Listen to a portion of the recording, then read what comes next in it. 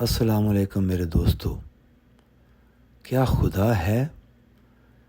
آئیے اس سوال کا جواب نیوٹن سے حاصل کرنے کی کوشش کرتے ہیں۔ نیوٹن کون ہے؟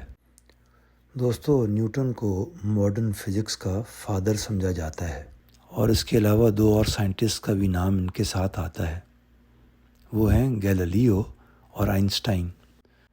اب دیکھتے ہیں کہ نیوٹن نے کیا کام کیا تھا جس کی وجہ سے اسے father of the modern physics کہا جاتا ہے۔ نیوٹن نے حرکت یعنی موشن اور گریویٹیشن یعنی کشش ثقل کے قانون ڈسکور کیے تھے۔ نیوٹن 1643 میں پیدا ہوا اور 1727 میں فوت ہو گیا۔ نیوٹن نے ہمارے سولر سسٹم یعنی شمسی نظام کو ایکسپلین کیا۔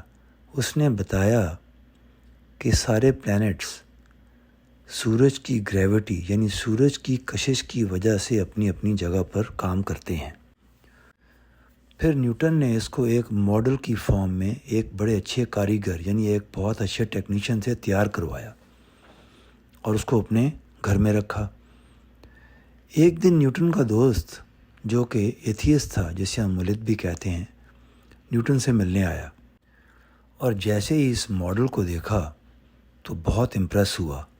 کہنے لگا، یہ شاندار ہے، بہت اچھا ہے، اسے کس نے بنایا؟ نیوٹن نے اس کی طرف چہرہ کرتے ہوئے کہا، یہ کسی نے نہیں بنایا، بلکہ یہ ماڈل کے حصے خود بخود مل کے اس ماڈل میں کنورٹ ہو گئے۔ دوست یہ جواب سن کر پریشان ہو گیا اور بولا، لگتا ہے کہ تم مجھے بے وقوف سمجھتے ہو، یہ یقیناً کسی نے بنایا ہے اور وہ بہت جینیس قسم کا انسان ہے، میرا اس سے ملنے کا دل چاہتا ہے۔ نیوٹن نے اپنی کتاب ایک طرف رکھی اور آہستہ آہستہ چلتے ہوئے کمرے میں اپنے دوست کے پاس آیا۔ جب وہ ماڈل کے سامنے کھڑے تھے تو نیوٹن نے اپنے دوست کو سمجھایا، یہ ماڈل ہماری حیرت انگیز کائنات کی صرف ایک ناقص تقلید ہے، یعنی this model is just a pure imitation of our wonderful universe. آپ تو نظام شمسی یعنی سولر سسٹم کے لاز سے بخوب واقف ہیں۔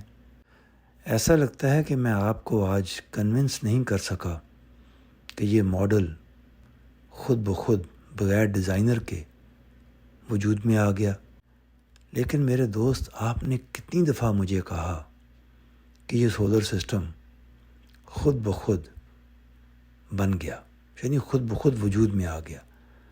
اب مجھے آپ بتائیں کہ کیا یہ ایک سائنٹسٹ کی لاجیکل کنکلوژن ہے؟ یعنی کیا یہ سائنٹسٹ کا ایک منطقی نتیجہ ہو سکتا ہے؟ نیوٹن کا دوست فوراً سمجھ گیا کہ وہ کتنا بے وقوف تھا۔ اس نے محسوس کیا کہ ہر چیز کے لیے ایک ڈیزائنر اور تخلیق کار کا ہونا ضروری ہے۔